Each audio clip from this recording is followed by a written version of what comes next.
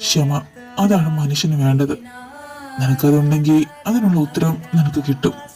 പക്ഷേ ക്ഷമയോടെ കാത്തിരിക്കണമെന്ന് മാത്രം. ഇതൊക്കെ ഇതൊക്കെ എനിക്ക് പറഞ്ഞുതരാൻ നിങ്ങൾ ആരാ?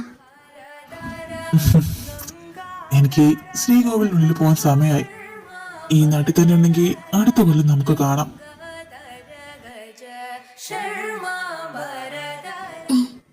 എവിടെ? ഇവിടെ ഉണ്ടായിരുന്നല്ലോ.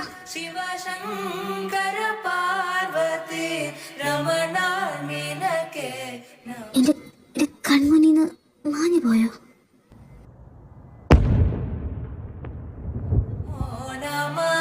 എന്നോടൊപ്പം സംസാരിച്ചത് ആരാ?